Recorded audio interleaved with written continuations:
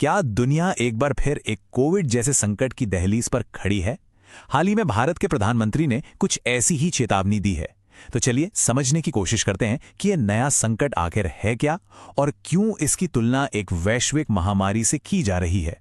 तो सबसे पहले उस बयान पर एक नजर डालते हैं जिसने दुनिया भर में एक तरह से हलचल मचा दी है। ये बयान भारत के प्रधानमंत्री की तरफ से आया है और ये वाकई एक गंभीर चेतावनी है।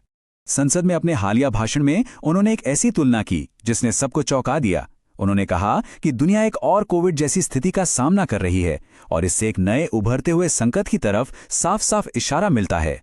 तो सवाल यही उठता है कि ये नया संकट आखिर है क्या, और भला इसकी तुलना उस महामारी से क्यों की जा रही है जिसने पूरी दुनिया को एक तरह से थाम कर रख दिया था। देखिए, इस संकट का जो केंद्र है ना, वो है एक छोटा लेकिन बहुत ही जरूरी समुद्री रास्ता, स्ट्रेट ऑफ हॉर्मुज। ये दुनिया के सबसे व्यस्त शिपिंग रूट्स में से एक है।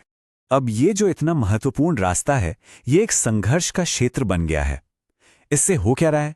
तेल, गैस और फर्टिलाइजर जैसी जरूरी चीजों की जो सप्लाई चेन है वो टूट रही है और इसका असर अब पूरी दुनिया महसूस कर रही है। और भारत के लिए तो ये खतरे की घंटी है। सोचिए, हमारी जरूरत का 85% तेल हम बाहर से मंगाते हैं और उसका एक बहुत बड़ा हिस्सा इसी रास्ते से होकर गुजरता है। मतलब इस रास्ते में जरा सी भी रुकावट हमारी पूरी अर्थव्यवस्था को हिलाकर रख सकती है। अब देखिए, सबसे दिलचस्प बात, ये संकट कई मायनों में कोविड-19 जैसा लगता है, लेकिन इसमें एक बहुत बड़ा ट्विस्ट है जो इसे शायद और भी ज्यादा खतरनाक बना सकता है। ये स्लाइड सब कुछ बिल्कुल साफ कर देती है।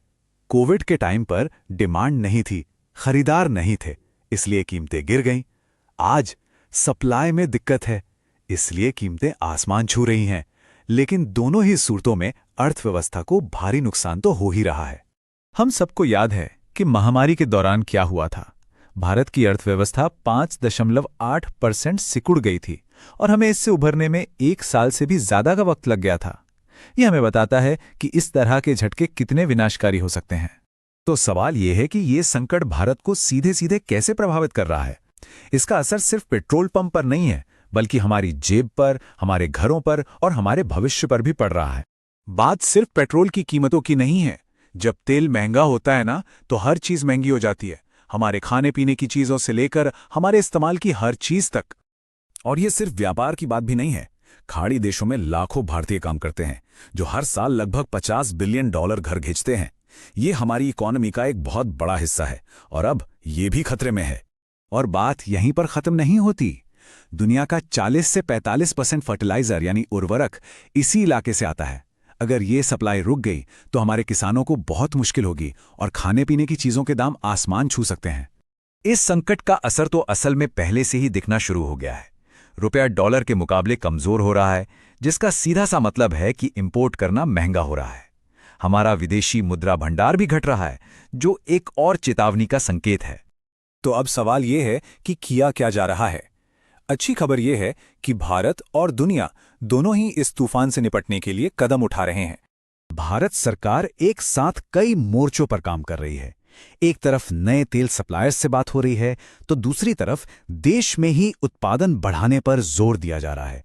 हर वो कोशिश की जा रही है जिससे इस संकट का असर कम से कम हो। और ये लड़ाई सिर्फ भारत की नहीं है। इंटरनेशनल एनर्जी एजेंसी ने कुछ आसान से उपाय सुझाए हैं, जैसे कि वर्क फ्रॉम होम या फिर पब्लिक ट्रांसपोर्ट का ज्यादा इस्तेमाल। ये छोटी छोटी चीजें हैं जिनसे इस संकट से निपटने में हम सबको मदद मिल सकती है। दुनिया भर के देश भी इस संकट की गंभीरता को समझ रहे हैं। पाकिस्तान वर्क फ्रॉम होम को बढ़ावा दे रहा है, जापान अपने रिजर्व तेल का इस्तेमाल कर रहा है। ये एक ग्लोबल समस्या है और इसका जवाब भी ग्लोबल ही होना चाहिए। खैर, भारत में सरकार की प्रतिक्रिया को लेकर एक बहस छिड़ गई है। विपक्ष का कहना है कि सरकार ने सही समय पर एक्शन नहीं लिया, जबकि सरकार अपनी कूटनीतिक कोशिशों का बचाव कर रही है।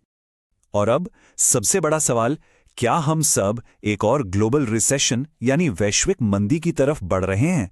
बढ़ती कीमतें और धीमी होती ग्रोथ इशारा तो कुछ उसी तरफ कर रही हैं। आखिर में ये पूरा संकट हमें एक बहुत जरूरी सबक सिखाता है। वो ये कि हमारी दुनिया कितनी ज्यादा आपस में जुड़ी हुई है। एक जगह की समस्या हर किसी को प्रभावित करती है। इसलिए सिर्फ रिएक्ट करना काफी नहीं है।